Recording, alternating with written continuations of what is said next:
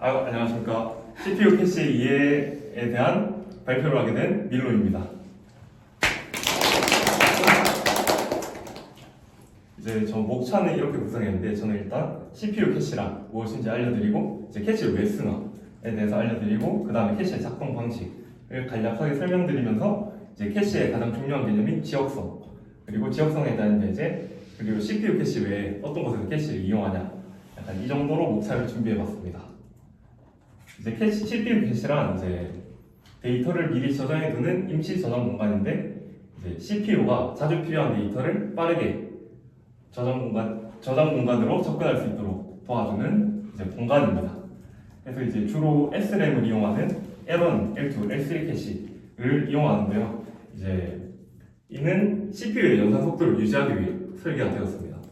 근데 CPU가 자주 필요한 데이터를 빠르게 접근할 수 있도록 도와준다고 했는데, 왜 CPU 연산 속도를 유지하기 위해 설계가 됐냐 하면은, 이제 CPU가 연산 속도가 뭐 기억 장치나 저장 장치보다 월등히 빠르기 때문에 이제 CPU에 이 1초에 수십억 건 되는 연산 속도를 맞춰주기 위해서 이제 캐시를 사용한다, 이런 느낌입니다. 그래서 캐시의 예를 제가 한번 가져와 봤는데요. 이제 저희가 간식을 만약에 먹고 싶어요. 간식을 먹고 싶은데, 제가 원래는 간식을 먹으려면 편의점에 가서 간식을 사야 되잖아요. 근데 저희는 저기 캔틴에 관리자분들이 간식을 놔주시죠. 그래서 저희가 만약에 초코파이를 먹고 싶다 하는데, 원래 같은 편의점에 가서 사야 되는데, 만약에 캔틴에 초코파이를 놔뒀다, 관리자가 놔둬주셨다 라고 하면은 편의점까지 가지 않아도 되겠죠. 이제 이러한 느낌이 캐시입니다. 그래서 뭐 원하는 간식이 없다면 편의점에 어쩔 수 없이 가야 되지만, 원하는 간식이 있다면 가까운 캔틴에 가서 가져올 수 있다는 거, 이제 이런 느낌이죠. 그래서 관리자분들이 우리가 원하는 간식을 캔틴에 잘 둘수록 우리가 편의점에 가는 빈도가 줄어든다, 약간 이런 느낌. 없으면 그럼 미스가 나는 건가요? 없으면 미스가 나고, 이제 저희가 관리자분들한테 얘기를 해서 이런 간식 놔둬주시면 안 되나요? 라고 하면은 이제 관리자분들이 그 의견을 반영해서 놔두면은 제가 캐시 히트를 할 수 있는. 그렇군요. 네, 감사합니다. 해서 이제 캐시의 필요성은 제가 총 2개로 나눠봤는데요. 이제 파레토의 법칙이라고 혹시 들어보신 분 있나요? 들어봤습니다.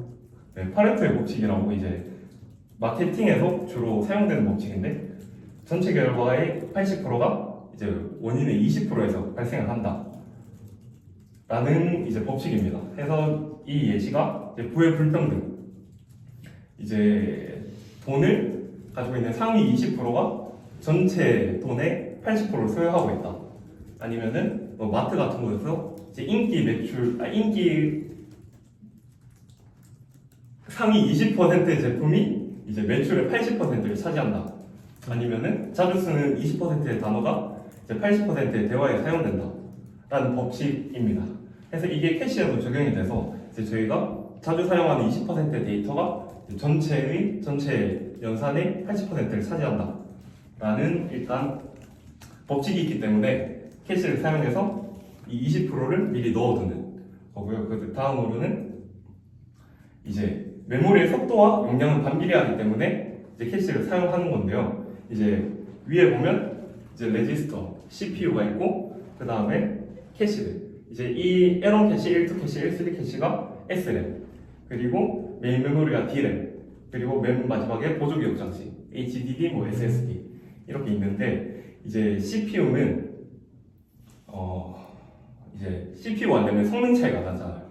이제 램은 주기억 장치, 주기억 장치이고, 이제 CPU는 연산 속도가 1초에 수십억 번까지 되기 때문에 이제 저희가 데이터를 처리하는 방식인 CPU가 램에서 데이터를 가져와서 처리하고, 이제 램은 보조기억 장치에서 데이터를 가져와서 처리하는데, 이제 CPU는 계속 램한테 데이터를 달라라고 하는데, 램이 그 연산 속도를 못 맞춰주니까 중간에 SRAM을 넣어서 이제 캐싱을 하는 거죠. 네, 그래서 이제 캐시의 작동 방식은 이제 해시 테이블과 유사해요. 그래서 이제 데이터를 블록 단위로 저장하고, 이제 블록마다 인덱스를 붙여서 저희가 이제 파이썬에서는 딕셔너리, 아니면 자바에서는 해시맵을 사용하는 것처럼 이제 인덱스에 접근하면 시간 복잡도가 5의 1로 거의 5의 1로 접근이 가능합니다. 그래서 블록의 구조는 이제 블록의 개수, 캐시의 크기는 블록의 개수 곱하기 블록의 크기로 되는데 이제 캐시의 크기가 작을수록 한 번에 저장할 수 있는 양이 제한적이겠죠. 그래서 이제 제일 중요한 개념인 캐시의 지역성이 있는데 이제 캐시의 지역성은 두 가지로 나뉘어요. 시간적 지역성, 공간적 지역성. 그래서 시간적 지역성이라는 거는 이제 최근에 사용된 데이터는 다시 사용될 가능성이 높다라는 걸 의미하고 이제 공간적 지역성은 이제 메모리에서 인적한 데이터도 곧 사용될 가능성이 크다라는 걸 의미합니다. 그래서 이거에 대한 예제를 가져와 봤는데 자, 파이썬 다들 할 줄 아시나요? 네. 이제 파이썬에서 저희가 배열 2차원 배열이 두 개가 있고 이제 폼은 2차원 배열을 돌면서 이제 플러스 1 시켜주는 예제가 있습니다. 그래서 이렇게 이 첫 번째 노캐시 스레싱이라는 거는 이제 배열을 가로로 접근하면서 이렇게 가는 거고 이제 캐시 스레싱이라는 이 예제는 배열을 세로로 돌면서 플러스 1씩 시켜주는 건데 이 결과가 혹시 어떻게 나올지 예상해 보실 수 있나요?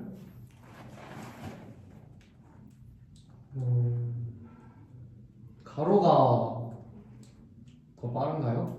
맞습니다. 가로가 더 빨라요. 가로가 9초 정도 나오고 이제 세로로 접근하면 23초 정도가 나와요. 왜 그러냐? 제가 공간적 지역성이라는 걸 얘기해 드렸는데 배열은 어떻게 저장되냐? 메모리에서 일자로. 이렇게 일자로 저장이 되니까 이제 만약에 첫 번째 줄에서 뭐 중간께 사용됐다. 그러면 그 근처는 이제 공간적 지역성에 의해서 캐시에 담아지고 해서 여기서 이제 가로로 접근할 때는 캐시에 있기 때문에 빠르게 접근할 수 있는 그런 특성이 있습니다. 네. 그래서 이제 CPU 캐시에 어디서 캐시가 사용되냐라고 하면 DB 캐시, 저희가 흔히 자바에 사용하는 JK 영속성 컨텍스트라는 이제 방식에서 사용이 되고 CDN 이건 뭐냐? 저희가 이제 유튜브를 보잖아요. 유튜브를 보는데 저희는 한국에 있는데 유튜브 본사가 어디 있어요? 구글 미국에 있죠. 근데 저희가 그 유튜브 영상을 볼 때마다 미국 서버에 접속해서 이제 그 영상들을 가지고 오면 비용도 많이 들고 시간도 많이 들겠죠. 그래서 이제 CDN이라는 방식은 어떤 걸 쓰느냐? 저희 한국에 있는 통신사에다가 이제 서버를 하나 놔두고 거기에 한국인들이 자주 보는 유튜브 영상들을 넣어놔요.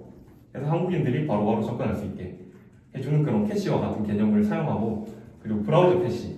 이제 저희가 홈페이지에 접속했을 때 뭐 HTML, CSS, 자바스크립트와 같은 요소들을 딱 처음에 방문할 때 캐시에 넣어놓고 그 다음에 다시 방문할 때는 이 캐시에 있는 걸 바로 불러와서 좀 더 빠르게 접속할 수 있다 라는 느낌이 있고 레디스, 리모트 딕셔너리 서버라고 하죠. 혹시 레디스 써오신 분 있나요? 자바 이제 프로젝트를 하면서? 쓰다 말았습니다. 네, 레디스는 기본적으로 딕셔너리 구조를 가지고 있기 때문에 이제 캐시, 제가 처음에 말씀드린 이제 캐시의 작동 방식과 유사하기 때문에 캐시로 사용하기가 좋다. 이런 장점 때문에 웹 서비스 프로젝트에서 많이 사용됩니다. 네, 제가 준비한 발표는 여기까지였습니다. 감사합니다.